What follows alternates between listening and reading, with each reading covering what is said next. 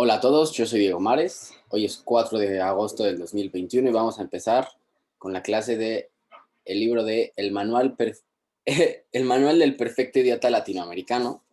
Es este libro que tengo aquí, este lo tengo en físico. Es un libro escrito por 3 escritores latinoamericanos, Apuleyo Montaner y el hijo de Vargas Llosa, que se llama Álvaro Vargas Llosa. Este es un libro que, de acuerdo a su prólogo y a su reseña, dice: el libro es una crítica al típico marxista que repite la misma basura ideológica sin fundamentos, victimizándose y culpando siempre al imperialismo o a otras organizaciones o instituciones o eh, grupo de personas de su fracaso. Entonces van a describir cómo es que como ellos lo llaman, el típico idiota latinoamericano, el perfecto idiota latinoamericano, es esta persona de izquierda, generalmente que ya lleva muchos años repitiendo esta basura ideológica, como ellos llaman. Entonces, de esto se va a tratar el libro. Es un libro 310 páginas, bastante bien, bueno, espaciado y todo. Lo compré usado en una librería por 60 pesos, básicamente $3, muy barato. Entonces, seguimos. Sobre los escritores, estos 3 escritores se describe que son latinoamericanos, que alguna vez fueron de izquierda en su juventud y que ahora son liberales. Y ellos básicamente dicen, no, creo que es en el prólogo de Vargas Llosa que dice, el problema no es haber sido un idiota, sino seguir siéndolo, refiriéndose a que los escritores también fueron de izquierda, haciendo referencia a que esto es ser idiota, pero que se dieron cuenta de sus errores, podríamos decirlo de esa forma. Entonces vamos a empezar, antes del mapa mental, como siempre lo hacemos, voy a enunciar unos principios político-económicos, principios entre comillas, más que nada eh, cosas que yo encontré, temas políticos económicos sobre el libro, que no están necesariamente ligados al idiota, sino simplemente como que se asumen. Entonces, primero sobre un gobierno de izquierda, van a ser dos, los del gobierno de izquierda y los del gobierno de derecha. Entonces, se dice que un gobierno de izquierda busca socializar los medios de producción, eliminar la propiedad privada, expropiar las empresas del, del país y colectivizar las tierras. Ok, esto es lo que busca hacer un Estado de izquierda de acuerdo a este libro. Todo lo que voy a decir es de acuerdo al libro. Yo solo lo estoy explicando, a veces agregando un poco de cosas, dando mi opinión, y es más como una guía para leer el libro, más que nada. No es la verdad absoluta, es mi interpretación, pero bueno, seguimos.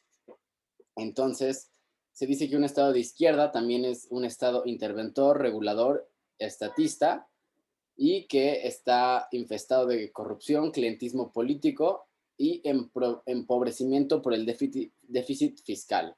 Que aquí ya se están metiendo, la verdad, temas en los que yo no soy muy conocedor. Entonces esto, la verdad, pues sí, ya tenía una noción de un Estado de izquierda, pero aquí ya se está adentrando temas que yo no domino ni para nada.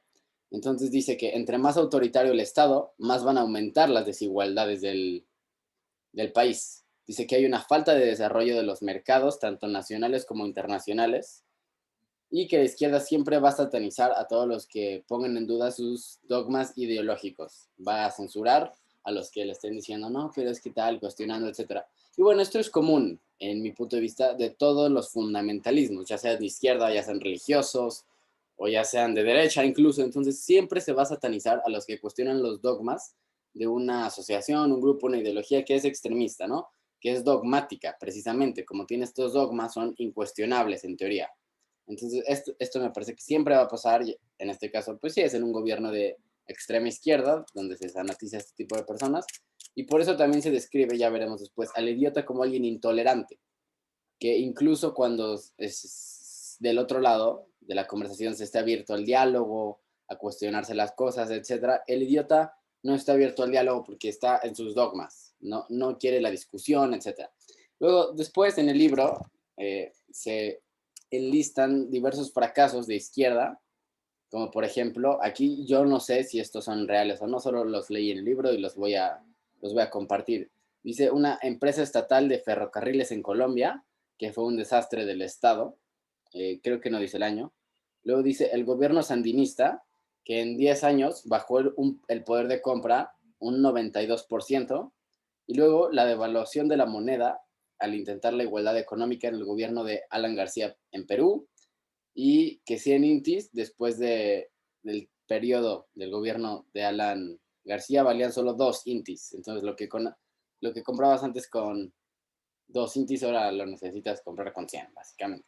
Eso es lo que se habla de los gobiernos de izquierda. Luego vamos a hablar de un estado de derecha, específicamente un estado liberal capitalista. Se menciona que el mundo se va a mover en función de la expectativa de obtener un beneficio, y que por eso es bueno que las empresas y otros países inviertan en empresas y en otros países precisamente, porque tienen una expectativa de que van a recibir más, sino porque invertirían, ¿no? Y luego, ¿por qué es bueno que inviertan? Porque así hace que las empresas eh, tengan más competencia, perdón, y eso aumenta la calidad del producto, o al menos evita que haya un monopolio en, en cierta empresa y que los productos sean de baja calidad o extremadamente caros, etcétera. Eso de los monopolios ya lo vamos a ver después. Entonces, se dice que en un gobierno liberal capitalista, el Estado sí es el encargado de administrar la justicia y la protección del individuo, pero que el Estado va a empezar a hacer sus tareas de una manera deficiente cuando se mete en los asuntos en los que el sector privado es mucho mejor. Entonces, básicamente lo que dice es que sí, el Estado es el encargado de proporcionar educación, salud, etcétera, pero que no lo debe de hacer el Estado, sino que lo debe delegar a las empresas privadas porque ellas lo pueden hacer mejor. Entonces dice, estas son mis notas, las que estoy leyendo. La privatización de las empresas es un medio que busca aumentar la cobertura, calidad y eficiencia de las políticas sociales.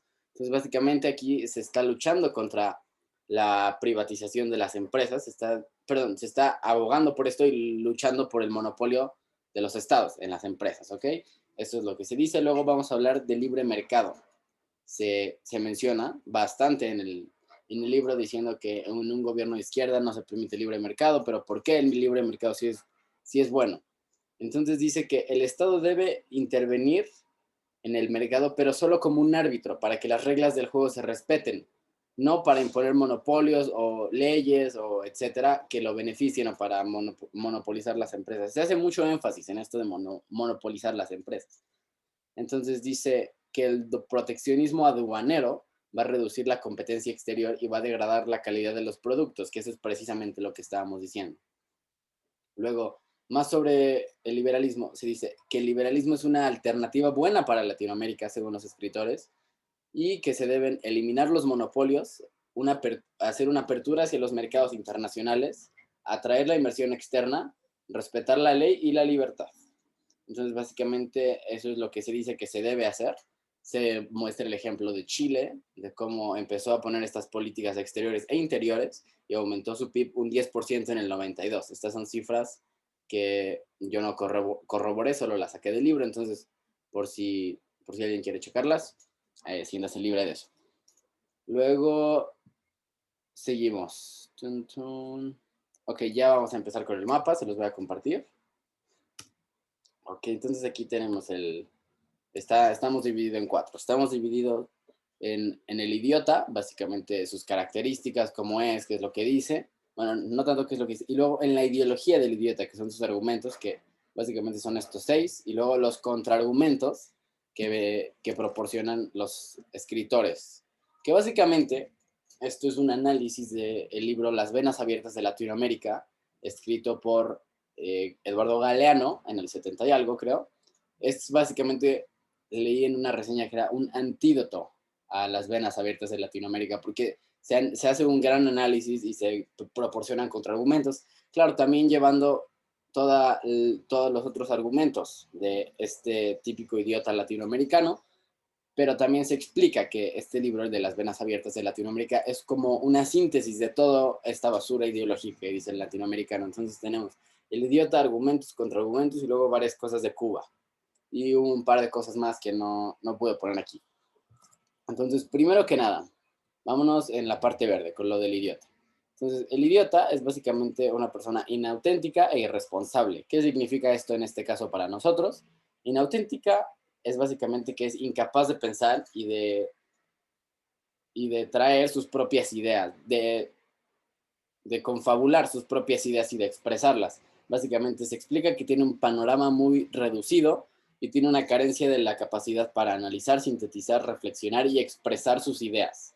Y no solo sus ideas, sino las ideas ajenas, porque como tiene este panorama tan reducido, tiene como un tubo que no le permite ver todas las ideas y todo el panorama para aplicar, podríamos decir, nuevas perspectivas. Básicamente, esto es lo que se dice, que está reducido y que básicamente solo repite lo que escucha, lo que lee, etcétera. Y por eso está lo de la grabadora. Como es incapaz para pensar, simplemente sirve para repetir.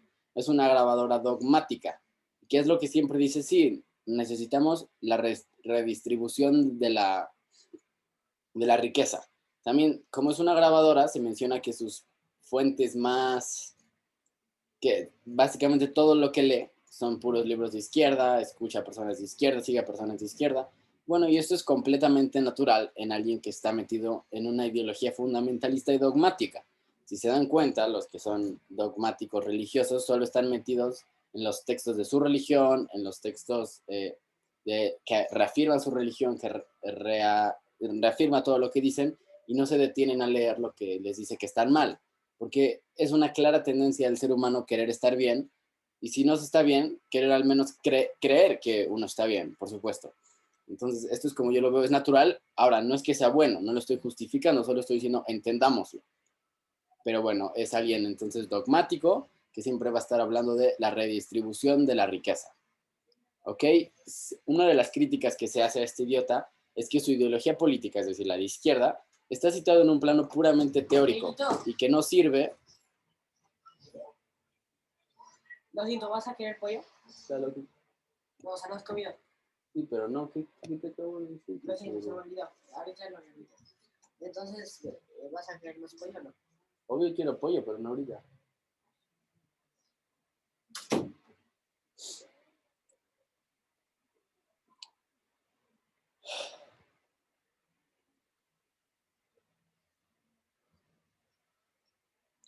Una de las grandes críticas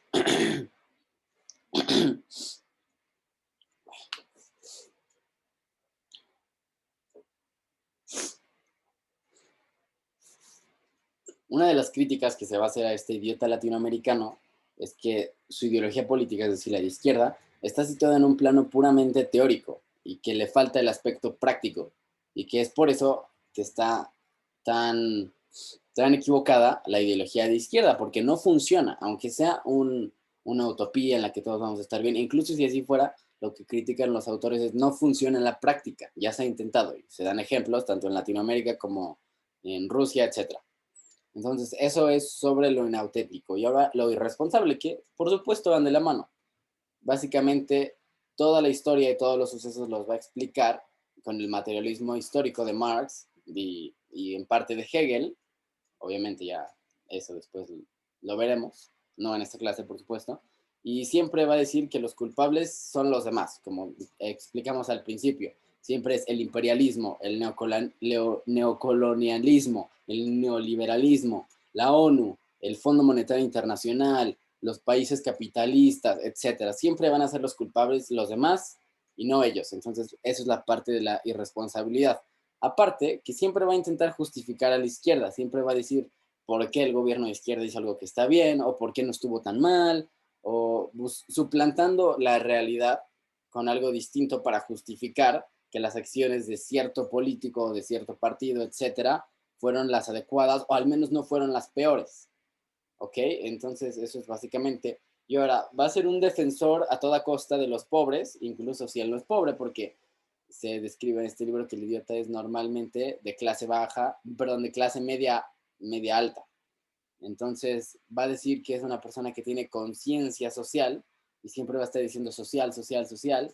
Así se le describe en este libro, que le fascina, así se dice, la palabra social. Y siempre va a estar hablando, como ya dijimos, de la redistribución de la riqueza. Esas son las dos características esenciales del idiota. Y luego también se menciona, aquí no está en el mapa, lo voy a mencionar nada más porque lo tengo en mis notas, sobre el idiota útil. ¿Qué es el idiota útil? Es el idiota político, el que entra a grupos de izquierda Y es un buen orador porque utiliza utiliza discurso demagógico para mover a las personas, que caer bien, simpático, básicamente AMLO, ¿no? El presidente actual de México. Y va a utilizar los problemas sociales para atraer a la gente, para decir, no, sí. Entonces va a apelar básicamente a nuestras emociones, pero todo van a ser discursos vacíos, básicamente. Entonces va a ser un populista que solo va a buscar cazar votos, adulando al pueblo con sus discursos, diciendo que, uy, sí, redistribución social, problemas, tal, los voy a resolver, etcétera. Se vuelve un político y ya, ahí se escala en la política y es lo que ha pasado en ciertos países, según se describe en el libro. Luego tenemos la cultura del idiota. Dice que de pequeño, bueno, de joven, más que nada, mejor dicho, perteneció a un grupo comunista, normalmente. Estos son como generalidades, pero no son reglas, ¿no? Así de que a fuerzas. Dice que tiene resentimientos sociales y frustraciones familiares, las cuales va a canalizar en su ímpetu por la izquierda, en su dogmatismo. Su mundo cultural siempre va a ser la izquierda, por supuesto, los de la izquierda con la izquierda, los de la derecha con la derecha. Básicamente, esa agrupación social no es nada, ninguna información nueva, que va a estar con catedráticos, indigenistas, sociólogos, veganos, artistas de vanguardia, y que sus personajes históricos y escritores favoritos van a ser Aya de la Torre, eh, Gaitán, Alfaro, Cárdenas, Zapata, Perón, y especialmente, por favor, Simón Bolívar, el Che Guevara y Fidel Castro. Bueno, y por supuesto, el, el dios de los idiotas latinoamericanos, según este libro, Eduardo Galeano. Y al final del libro se da una lista en la que se titula Los 10 libros imprescindibles para el idiota latinoamericano. Son los 10 libros que más se citan, que más se leen, que más se repasan en este dogmatismo de izquierda. Los voy a nombrar nada más rápidamente, están en orden cronológico y voy a decir el título y su autor. La historia me absolverá, de Castro, en el 53. Los condenados de la tierra, Fanon, 61. La guerra de guerrillas, Guevara, en el 60. Revolución dentro de la revolución, de Bray, 67. Los conceptos elementales del materialismo histórico, de Harnecker, 69. El hombre unidimensional, Marcuse, 64. Para leer al pato Donald, Dorfman y Matelart, 72. Dependencia y desarrollo en América Latina, Cardoso y Faleto, 69. Hacia una teología de la liberación, Gutiérrez, 71. Y Las venas abiertas de América Latina, perdón, Eduardo Galeano, 1971. Esos son los 10 libros imprescindibles para el idiota latinoamericano, según este libro. Seguimos. Ok, después, bueno, no estoy dando un resumen cronológico, sino más bien un resumen sintetizado. Se habla de las raíces históricas del idiota latinoamericano.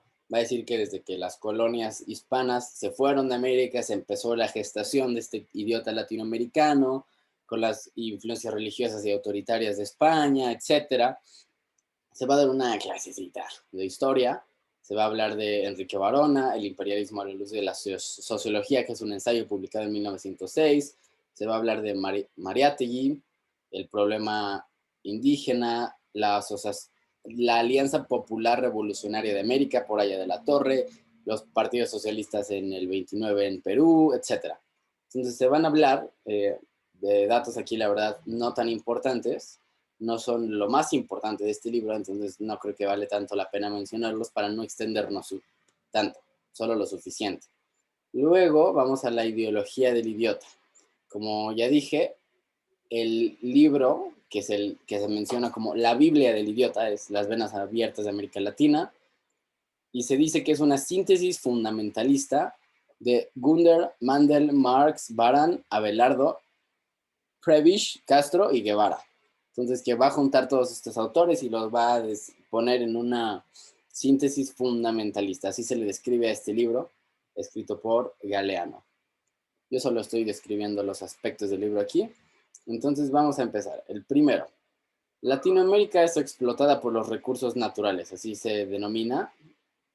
Bueno, así lo denominé yo, los argumentos. son básicamente síntesis de todo lo que se dijo en el libro, porque el libro la verdad es muy repetitivo, siempre te está diciendo, sí, dicen esto, y nosotros decimos esto.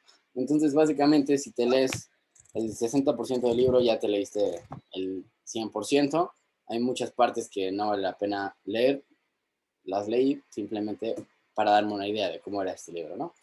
Pero bueno, entonces el primero que yo lo denominé así, y lo que dice básicamente en síntesis es que Latinoamérica es el sirviente de los imperialistas, el productor de bienes, que todos nos roban nuestros recursos naturales, las materias primas y las riquezas, y que los demás países explotan a América Latina y que esto es lo que ocasiona la pobreza. Entonces, básicamente, esto, esto explican que sale desde el título de esta Biblia del idiota, que es que las venas abiertas de América Latina, como si América Latina fuera un cuerpo, y las venas es por donde se están saliendo los recursos naturales explotados por los países imperialistas, y que todo esto es lo que causa la, la pobreza y todos los males de Latinoamérica.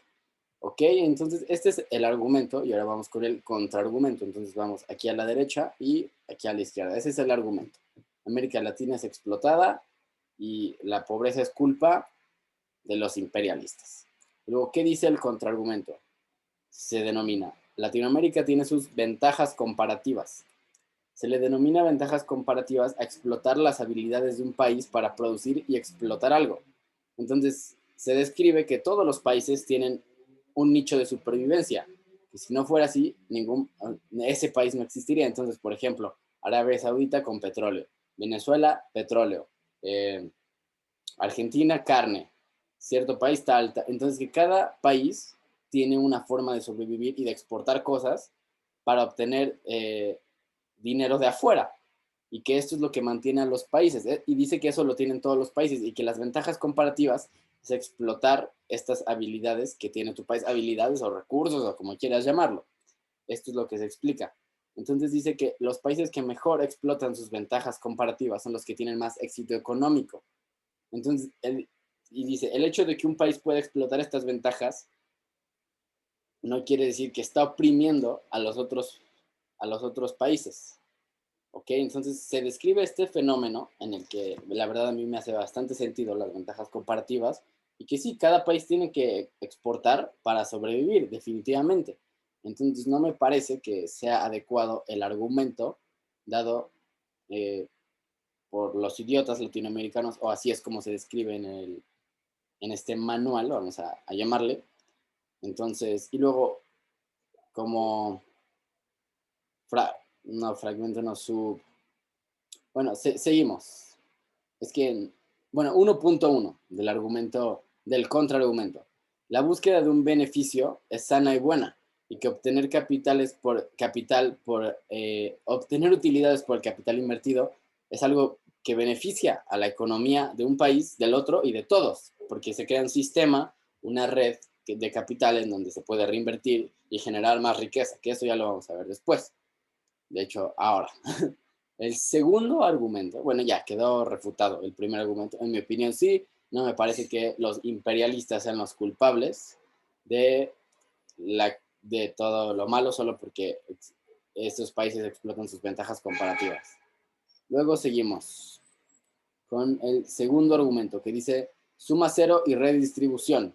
Básicamente lo que dice este argumento por parte de los de izquierda es que la riqueza no se hace, sino simplemente se reparte porque toda la economía es una suma cero.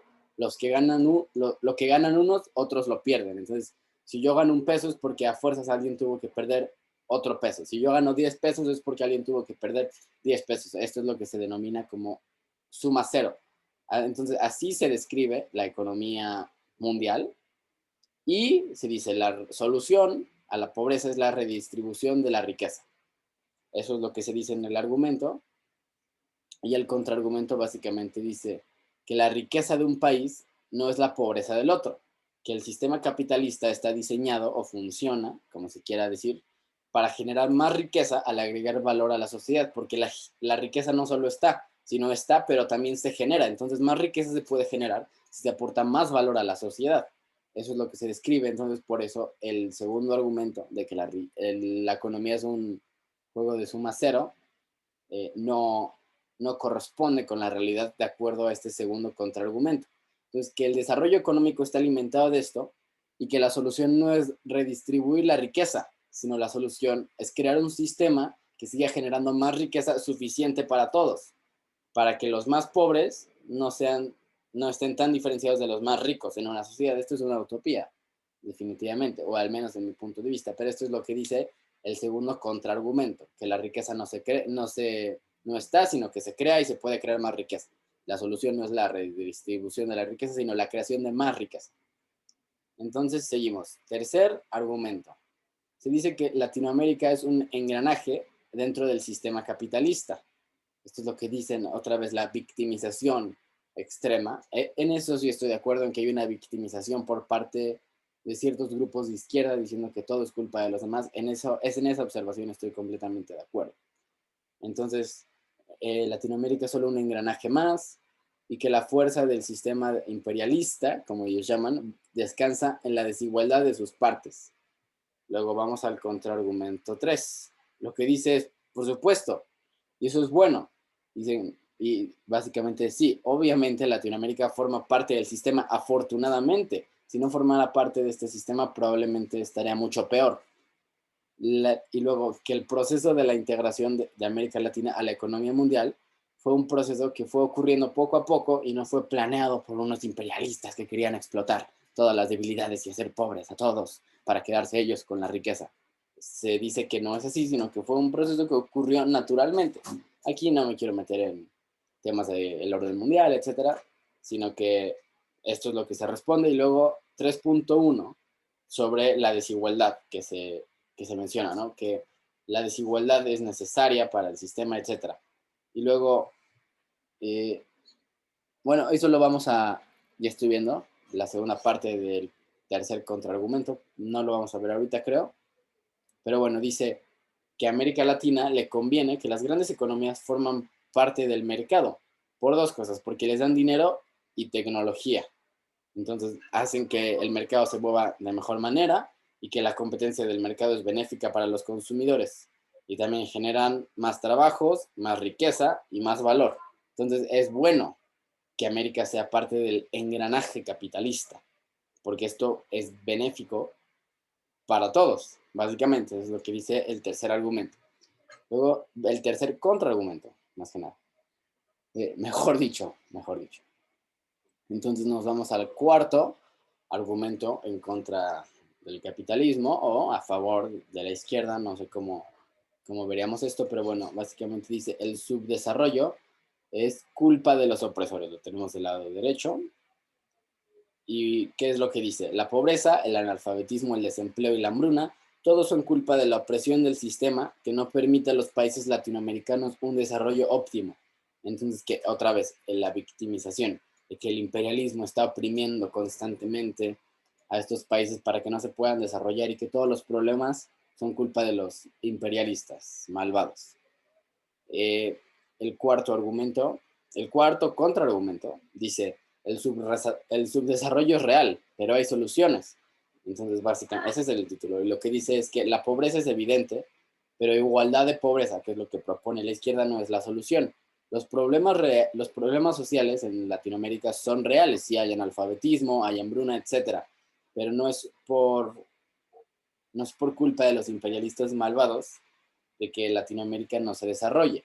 Es culpa de los sistemas de gobierno que se han implementado en estos años que no permiten un desarrollo óptimo, que es lo que ellos llaman lo de tener un mercado abierto, invertir en que los países inviertan en ellos, evitar el proteccionismo aduanero, etcétera. Todo lo que describimos de un gobierno de derecha, bueno, en este caso un gobierno liberal capitalista, eso es lo que se debe de hacer para solucionar muchos de los problemas, según estos autores. Entonces, y luego 4.1, que de hecho creo que iría en el 3, que hablaba de las desigualdades, que el sistema está basado en la desigualdad, dice, en el capitalismo las desigualdades son la clave del éxito, son el incentivo para actuar, y que es el sistema político más justo que hemos podido realizar en práctica.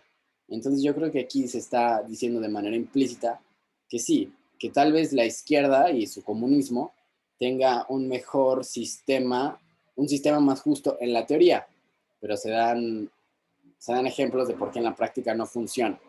Entonces, esto es lo que se menciona y no sé qué pensar al respecto en este momento, pero también escuché una frase de un amigo que es capitalista hasta el tope, que básicamente decía que si no hay necesidad de hacer los trabajos que nadie quiere hacer, ¿quién los va a hacer, no? Entonces, si no, si nadie quiere, si no hay una necesidad de que alguien sea un obrero, nadie va a ser obrero y no se van a poder construir casas. Eso es básicamente lo que dice. Entonces, alguien lo tiene que hacer. Entonces, alguien tiene que hacer esos trabajos, ¿no?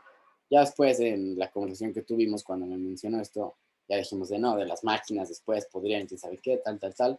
Y sí, pero en el status quo, eso no pasa y alguien tiene que hacer esos trabajos. Entonces, la desigualdad sí aporta al sistema capitalista y básicamente sí es su base, como mencionan los de izquierda, no que eso sea necesariamente algo malo, sino que tal vez sí, es algo malo, pero sería peor tener un sistema más desigual.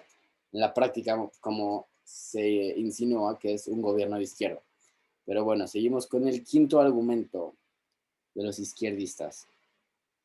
Se dice básicamente que las empresas con un valor estratégico para el Estado deben ser monopolio del Estado. Eso es lo que se dice. Y el contraargumento habla sobre el monopolio y el precio justo.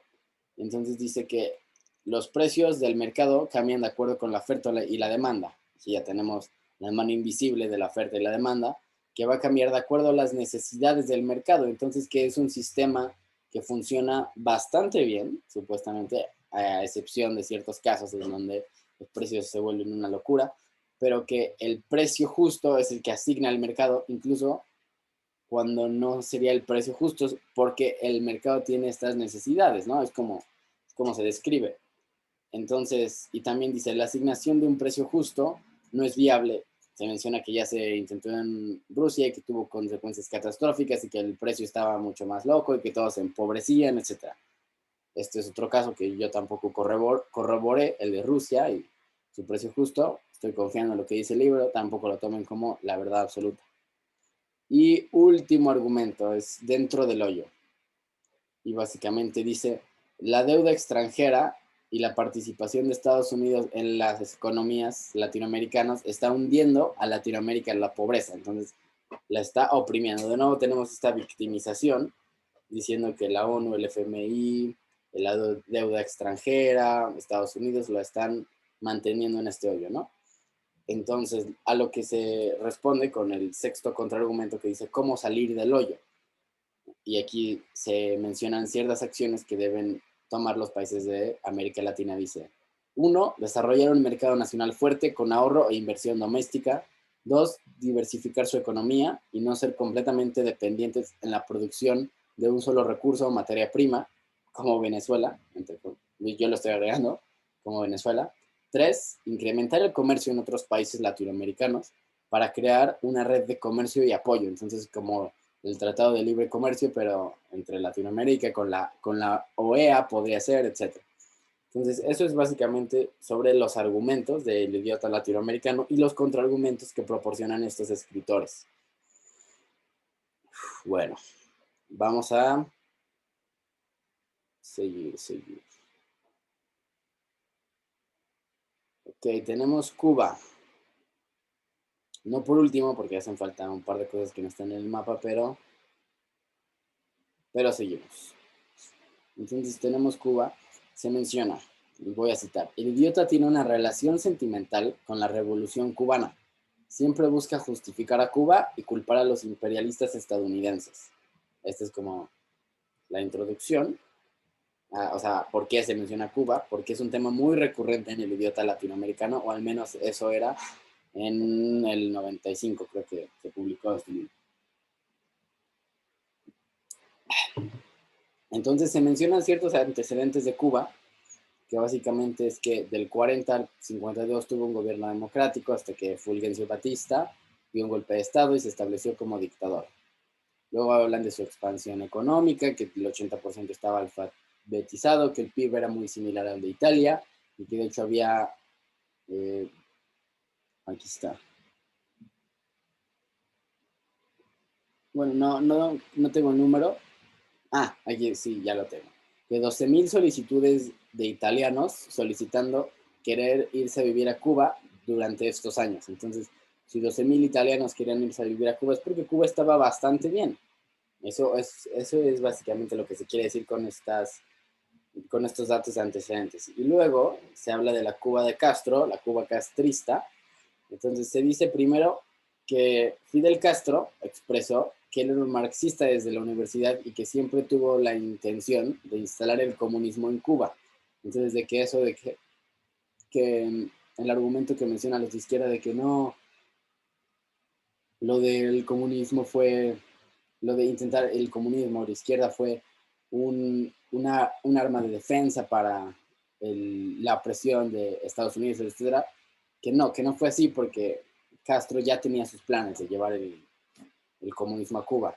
Y luego se mencionan ciertos problemas económicos y sociales que ocurrieron en la Cuba castrista. Entonces aquí tenemos uno que dice, sin subsidios, 50% de la capacidad de Cuba cayó y el 80% de las actividades de trabajo cesaron. Entonces que aquí, después del embargo económico de Estados Unidos, tuvo un gran problema que no había educación, no había transporte público, no había anestesia en los hospitales, etcétera. Entonces se menciona eso y luego se critica el típico argumento del idiota que dice, sí, pero Cuba al menos es bueno en los deportes. Y lo que dicen es, ¿qué tan jodida debe de estar una administración para que tenga todos estos problemas sociales y aún así decidan invertir el dinero que tienen en los deportistas? Dicen, es una barbaridad, básicamente. Y luego ya se mencionan ciertos casos que a Argentina y España les prestaron más de $1,000 millones y que no los han pagado. Luego se hacen ciertas comparaciones y son comparaciones de Cuba con países que tenían estándares similares en los 50. Entonces, antes de de lo de Batista y la revolución cubana en el 59, antes de todo esto, se comparan países que eran similares a Cuba. Y ahora, básicamente, en el 95. Entonces, Puerto Rico y Cuba tenían estándares similares en el 50 y luego se van a comparar los estándares actuales. Entonces, Cuba tiene 11 millones de habitantes y exportó 1.700 millones de dólares en el 95. Y Puerto Rico tiene 3,5 millones de habitantes, es decir, un cuarto de estos habitantes, y exportó 20,000 millones de dólares. Entonces, mucho más que Cuba. Entonces, aquí se quiere dar a entender que Cuba está muy mal. Y luego otra, Costa Rica y Cuba. Luego, Costa Rica exporta más cosas que Cuba y solo tiene 3 millones de habitantes. Y Cuba, como ya se mencionó, tiene 11 millones de habitantes. Entonces podemos ver Puerto Rico y Costa Rica, que tenían estándares similares a Cuba en los 50, en el 95 ya están muy, muy separados estas estadísticas. Y bueno, ya tenemos otras cosas que habla sobre Estados Unidos, el antiyanquismo, etcétera. No las vamos a repasar, ahorita no las considero tan importantes. Entonces, básicamente eso es por la clase, todo por hoy. Este es el manual del perfecto idiota latinoamericano. Un libro, la verdad, no lo disfruté tanto. Es un libro, pues la verdad, medio aburrido. Y como dije, muy repetitivo. Al principio sí dices, ah, sí, quién sabe qué. Y luego dices, sí, este ya lo dijo, ya lo dijo, ya lo dijo. Y de vez en cuando hay un buen dato. Utilizan un buen vocabulario, a mi parecer. Y la verdad, sí lo recomiendo. Si se quieren dar una empapada en qué es esto de la izquierda latinoamericana y todo, es un buen libro. La verdad, sí tiene información importante. Pero bueno, gracias por escuchar la clase y nos vemos.